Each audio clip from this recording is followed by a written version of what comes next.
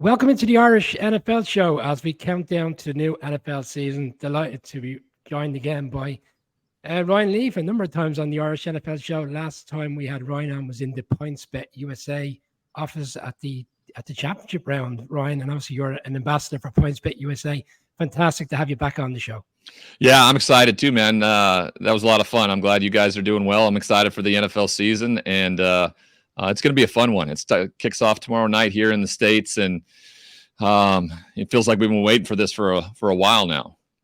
Yeah, it's such a crazy off season in many ways. So many various different storylines. But first and foremost, before we start talking to NFL, we obviously want to congratulate you.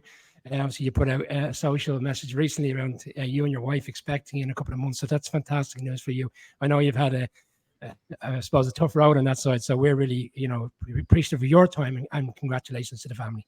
Thank you very much. Yeah, I don't think it's much different than what a lot of people go through. I just don't think it's widely talked about, miscarriages, and it really affects the women the most. And I tell you what, she's a badass, that one. I mean, she was going to make this happen, and we were going to have and sure enough, it's a girl. So that's what we need. That's what she needed. She needed some more estrogen in the Leaf household, and so she got it. Yeah, I have a balancing act here as well. I've got a girl and a boy, 7 and 5. So yeah, I know that world very, very well. It's a great world all the same. But let's crack on. Let's talk NFL, and we're going into this game tomorrow evening. And I wonder how much the Lions would have focused in terms of the scheming on the offensive line. One of the best in the league around. Assuming the Chiefs would have come to a resolution with Chris Jones, when obviously it doesn't look at the time of recording like he's going to play. How much of an impact do you think this is going to be on the game? Because the Chiefs' defense, in particular at the back end of last season with Chris Jones, was so marquee compared to how they were early on in the season. Do you think it's significant enough going into this game, or is the Kelsey factor an even bigger storyline for the Chiefs going into this game? I would say the Kelsey storyline is probably more impactful, but I've had a hyperextended knee. It's painful, but it's mostly about swelling and getting that down. And if it feels like you can loosen it up, I expect Travis Kelsey to go, and I expect him to be impactful. And you have Patrick Mahomes, but Chris Jones not being available is a big deal. 15.5 sacks a year ago. But another thing that people haven't really, I don't think, talked about enough is the fact Frank Clark's not there. Frank Clark was his partner in crime. Those two, did a lot of good stuff together, and both of them are going to be out. So you're going to be asking a lot from your young guys. You have a Karlaftis from Purdue, only in his second year. He was impactful as a rookie a year ago, but that's asking a lot to go up against an offensive line that is road grader material. Like Penei Sewell leads a group of guys that can maul you and take you apart. And if that is at any point feeling like they are doing that, they'll run the heck out of the football. They'll allow Jared Goff to use his play action ability and get Amon-Ra St. Brown open down the field. And I mean, this is a big deal, not having Chris Jones. And the fact that he's not there, I think says a lot about the Chiefs organization and their willingness to, dish out what kind of money. You even look at their quarterback. He took essentially a pay cut in when he signed his long deal, so they could do some different things and pay some different guys. If I'm Patrick, I'm probably looking at the organization a bit and going, hey, where's all that money that I saved you by doing this deal? Where's it going? Chris Jones needs to be here. Travis Kelsey can never leave. Dude needs to be paid as the highest tight end when it's up here soon. So if you're not going to spend the money on other things, then, give it to me type of mentality, I would feel in that situation. Yeah, Travis Kelsey, for NFL fans, a lot of love-hate relationship there, but obviously he's such a great player. And during the week on his own personal podcast with his brother, he kind of reached out to Chris Jones and kind of suggested, come back, help me out here. I mean, surely he, as a player, he takes a haircut, he takes a discount because he sees the bigger picture here in terms of this Chiefs team have a great opportunity to kind of build a bit of a dynasty. Are you surprised in a way that this has kind of come about, because everybody seems to buy into what Andy Reid does there? And in terms of the contract stuff, that takes care of itself. Are you surprised it's got to this stage so close to the season? I am. I am surprised, though not necessarily from the Chiefs side of things, because they believe in Andy we trust, right? Whatever he says is is written in gold lace or whatever. This is a Chris Jones situation. He gets paid $20 million a year as a defensive interior lineman, which is a lot of money. It puts him in pretty good stead. What he wants ultimately is he wants Aaron Donald money. He wants to be paid like Aaron Donald. He thought the year he had a year ago was so much so, but people forget he's still on his previous contract, right? He's being fined through this process. And he's contributing back to the pool for the Kansas City Chiefs essentially, and not being paid a salary. So, someone's going to have to blink first. Clearly, the Chiefs have showcased that they aren't willing to blink first. Now, if a Detroit Lions team comes into Arrowhead, runs over this defensive front, puts up 35 points, and wins on a last-second field goal or something like that, then there's probably a different conversation having in the organization's top offices about, hey, we need our best player on defense in the fold. We can't afford to lose these types of games because we have to deal with the AFC. And the reason that we've gone to 3 Super Bowls in the last 5 years is because we've hosted all 5 of those AFC championships, and we need to continue to host those. And for that to happen, we have to be near the top, if not the top team in the AFC when the playoffs start. Trying to turn our attention to Sunday, and obviously the first round pick in Bryce Young, and you did some great work on Good Morning Football recently, and you discussed the quarterback situation. An interesting stat over the last 20 years, for the first pick in the draft, 0, 13, and 1, David Carr being the exception. I'll throw in CJ Stroud in this conversation because for a large part of the offseason leading up to the draft, you were unsure as to who was going to go first. Who has the level of expectation more so on Sunday and even over the course of the season? Is it the Panthers because of the nature of the good coaching staff that they put around this quarterback in Bryce Young? Well, I think if you're the number 1 overall pick, you're always going to have the more expectation, for what the career looks like. But you look back at, some of those, and the first game of the year for these rookie quarterbacks taken number 1. One of them was Peyton. One of them was Marcus Mariota was the number 2 pick aside Jameis Winston. And both Marcus won and I won. Peyton and Jameis didn't. So the first game's always you throw it out there. It's the first game. You don't know how it's going to go. You probably give CJ Stroud a better chance to win because of the offensive line that he has.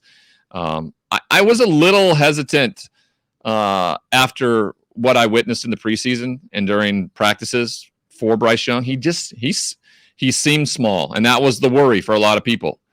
At times he seemed overwhelmed. There was a lot of big people around him, and this game will be schemed up, right? It won't just be running plays to run plays to get some, education and experience.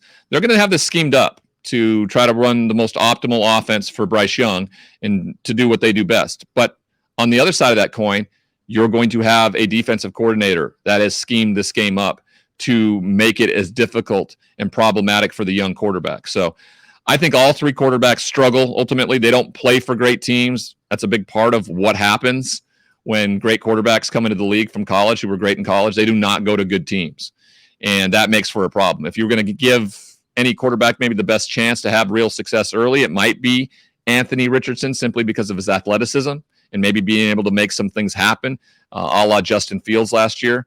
If they just commit to that and kind of say, hey, we're going to let you throw the ball down the field and try to make big plays and use your legs and be athletic. And that may give him some confidence week in and week out. Because ultimately, when these guys struggle, which they've never done before in their careers, you have to find out, how they are able to deal with failure on such a high level. And that's just one thing you can't quantify until they go through it. I just want to show 2 other quarterbacks into the mix here. And one of them happens to be the opponent on Sunday for the Panthers, and that's obviously Desmond Ridder for the Falcons. And I'd like to put Sam Howell into this conversation. There's a rookie feel about these 2 as well, albeit they're not really kind of getting the scrutiny this offseason because of the nature of a draft that's just gone last April.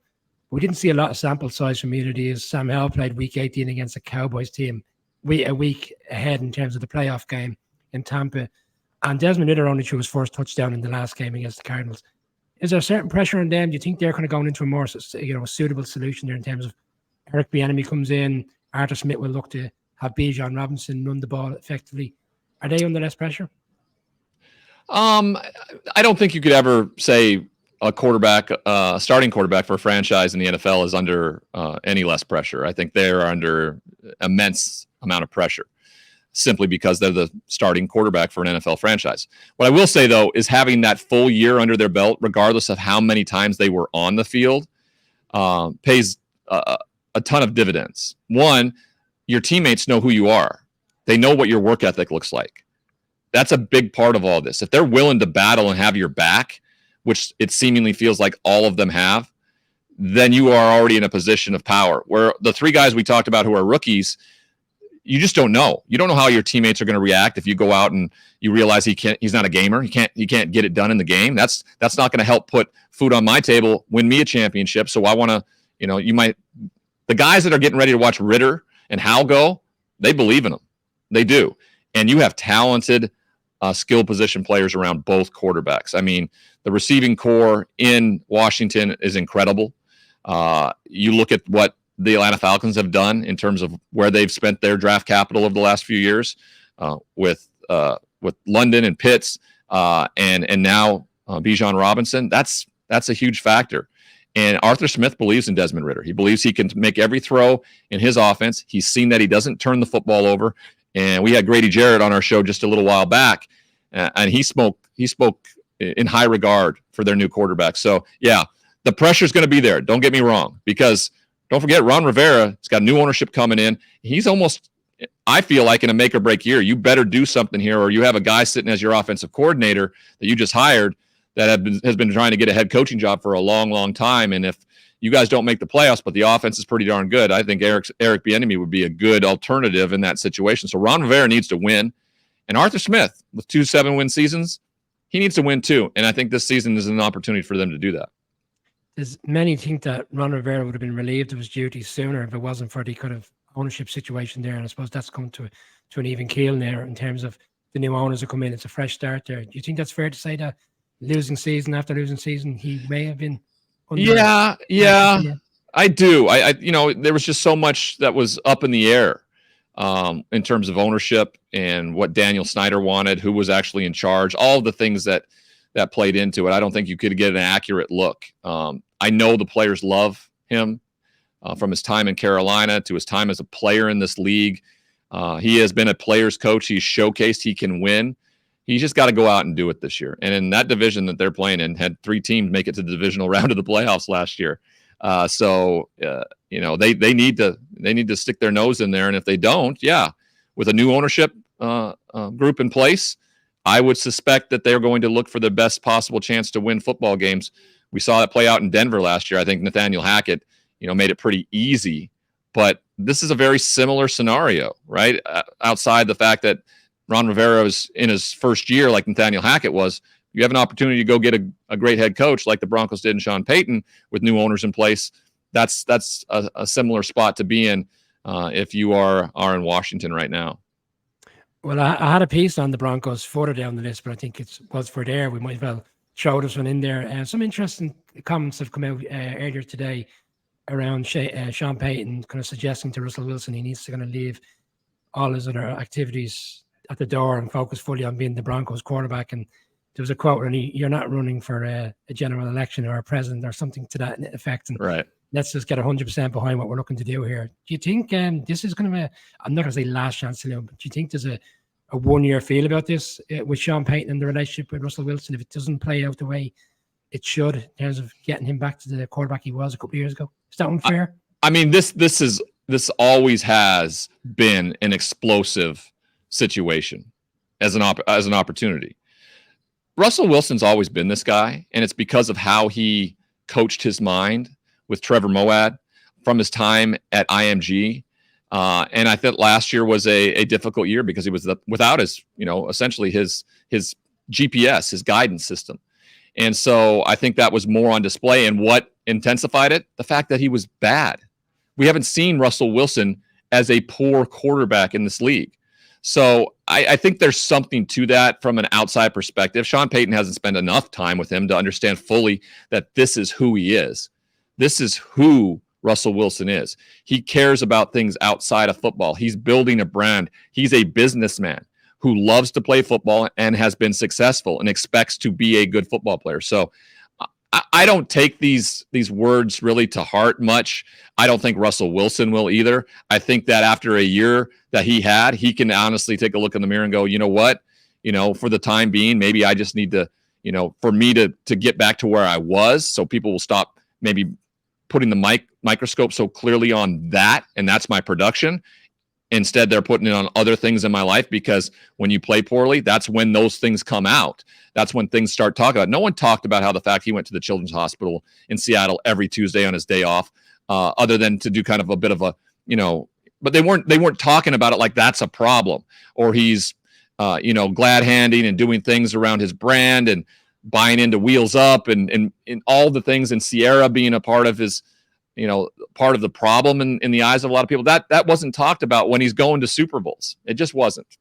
And so when you lose the fact and get the contract that you did, none of that stuff will be talked about once this season gets kicked off and he performs at the level that I think he's going to perform at in Sean Payton's office. No one's going to be talking about that. What they're going to be talking about is that Nathaniel Hackett was absolutely the worst possible fit for this situation, is what they're going to be talking about. And they'll get to find that out in week 5. And that's going to be the big conversation speech, especially when if the Jets get off to a slow start and the Broncos don't, and the Broncos are sitting at 3-1 when that matchup happens in Denver. I think that's probably going to be the bigger storyline in all of this. Yeah, sometimes you get a very favorable start in terms of the schedule. The Jets certainly don't have that. The Broncos, you could argue, do. Just one thing on the coaching element. To say coaching matters, we saw it last year with Dable, and we saw it with Doug Peterson in Jacksonville. How big an impact do you think Sean Payton can have, bearing in mind how competitive this division is? And I'm going to come to the Chargers shortly in terms of their game against the Dolphins. But do you think the Sean Payton factor would be significant than you for this team in this division?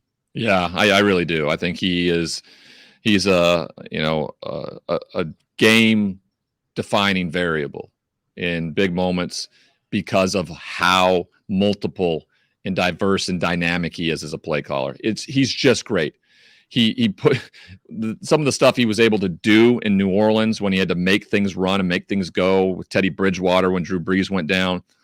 That type of stuff is a big deal. And I was looking for, where was his Alvin Kamara or his Reggie Bush in their Super Bowl season in Denver? And the fact that they get Williams back, and then the P. Ryan signing for me was a big deal. It really was. Losing Patrick as a wide receiver is going to be a big thing, but Russell's going to be asked to do a lot more in this offense.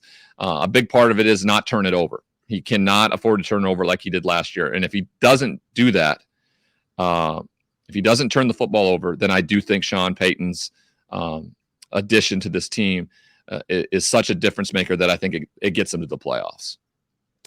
The late Sunday afternoon slot, some intriguing games there. And obviously the Chargers going up against the Dolphins. They played each other Sunday Night Football last year. Tua was probably still carrying the injury, obviously come back into concussion. Your expectation for these two teams going into a game which you would expect to be a highly scoring game, but is Chargers defense ultimately the problem? They couldn't stop the run game. They gave away that second half performance in the playoffs.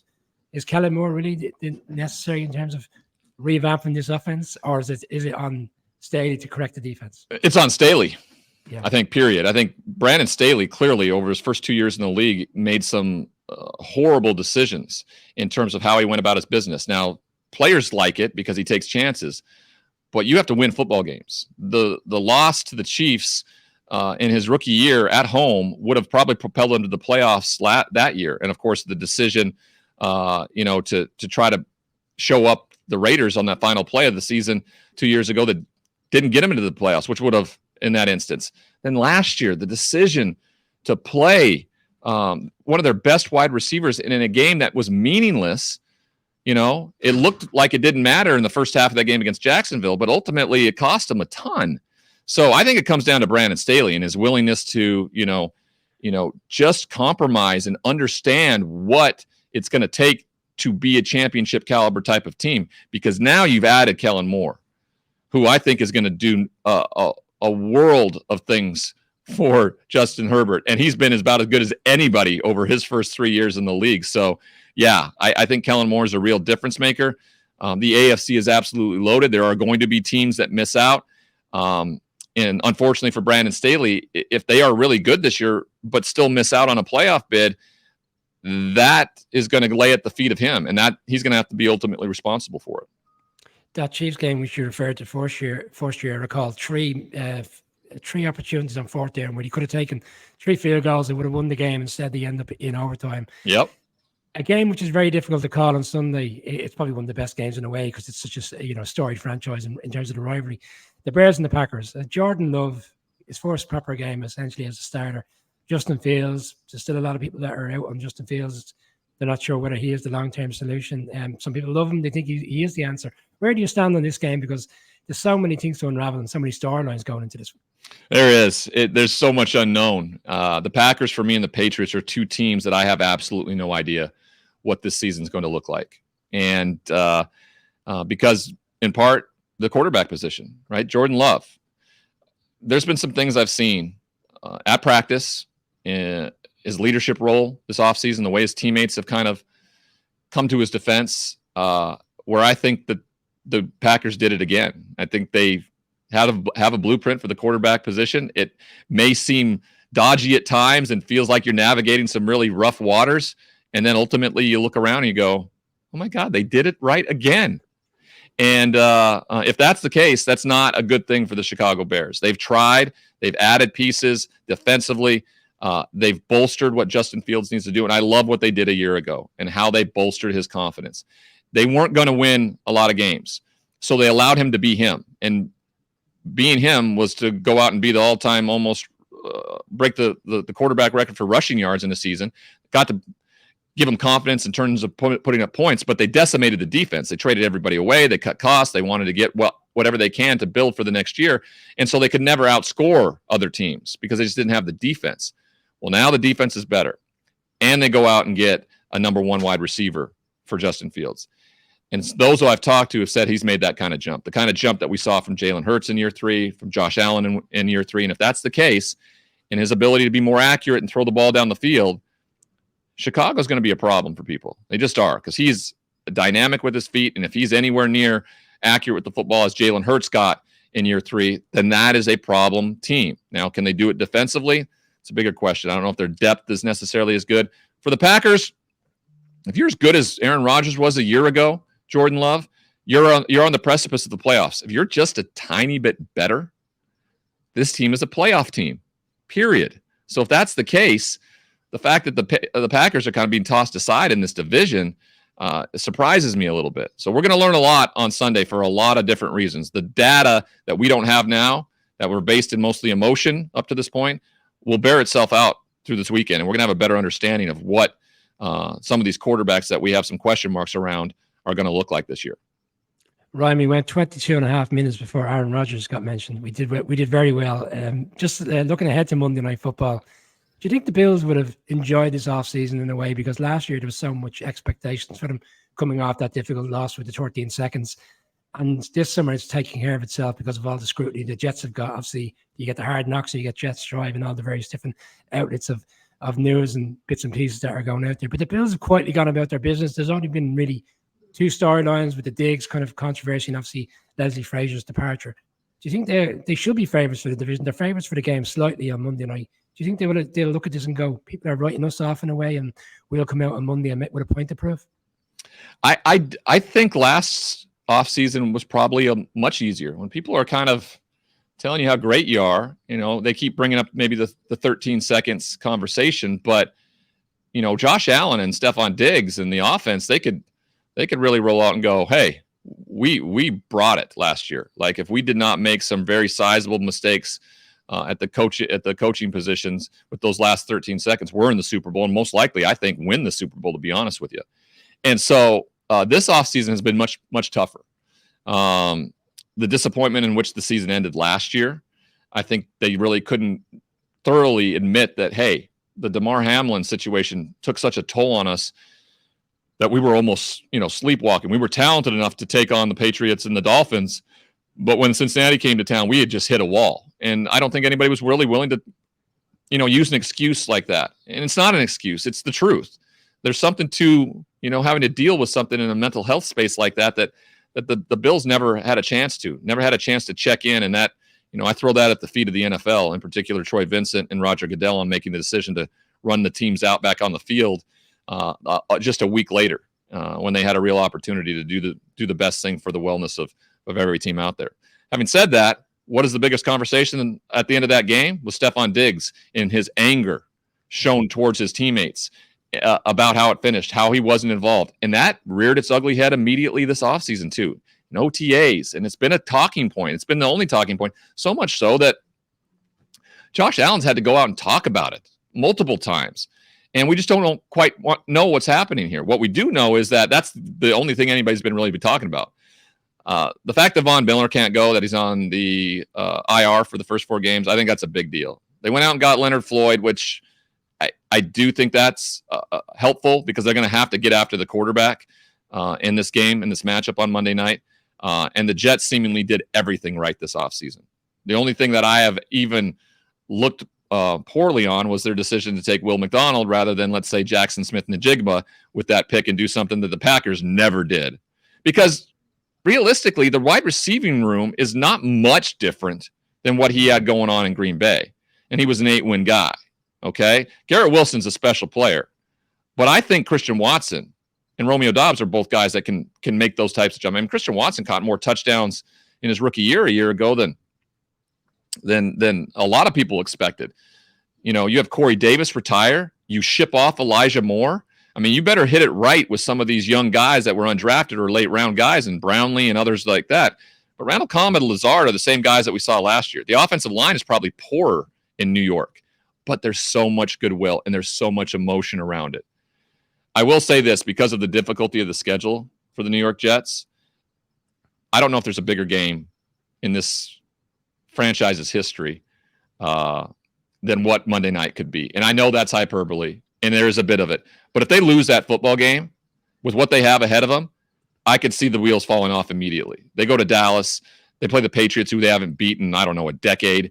Then you got to deal with the likes of Chiefs, the Broncos with that revenge game, and then you have the Eagles. I mean, there's realistically an opportunity there if you lose game 1 to be 0-5. And if that happens, they're not coming back from that. Aaron Rodgers, we have not had a relaxed moment from him there. So this is a huge game for both franchises. It really is. Not so much for Buffalo as it is for the Jets, but the Buffalo Bills need to step up on the biggest stage where everybody is expecting the Jets to be the answer and essentially make Vegas right. Vegas knows what they're doing. It's the reason why there's a shiny city in the middle of the desert somewhere. They know what they're doing. And the fact that Buffalo is still a favorite here means something. And they come off the bye week against the Giants team, which is now the rivalry's been even more stoked because of what happened in that preseason game. You've been very generous with your time. I'm going to throw one more at you. And obviously, I'm conscious that you have to do your own show with PointsBet, so you don't need to give too much away. If I was to ask you for a shock on Sunday and who you think is an absolute lock for Sunday, and I appreciate it's week 1. We obviously see various different results. Is it the Vikings at home to the Bucs, for example? Is that a fair lock for Sunday? Yeah, and I think you might even have to jump up to Thursday night. I think we're in for. I just feel like we're in for a bit of a shock. What people expect it to be at Arrowhead, championship banner raised. They're going to feel the loss of Frank Clark and Chris Jones. It's going to be impactful because of the trenches, because of early in the year, what you're able to do at the line of scrimmage. That's going to be a big part of it. Can a fully healthy Patrick Mahomes, who was good enough on one ankle to win a Super Bowl last year, be, more than enough? Most people would probably think so. And that would be the hardest thing for me to go against is this Chiefs team because of who they have at the helm and who they have coaching. But that may be one for the shocker for people on this week that I don't think gave Detroit much of a chance when this game was announced. Opening game of the season at 1:20 a.m. local time in Ireland, but we'll all be up watching it and have a very tiresome Friday ahead of us. Great weekend ahead for all NFL fans. Brian, we always appreciate your time coming on the Irish NFL show. I wish you and your family all success and happiness over the coming months, and have a great season. Enjoy the season. Hopefully we have you on towards the back end of the season again. You bet. Always a pleasure. You guys do a great job. Thanks very much.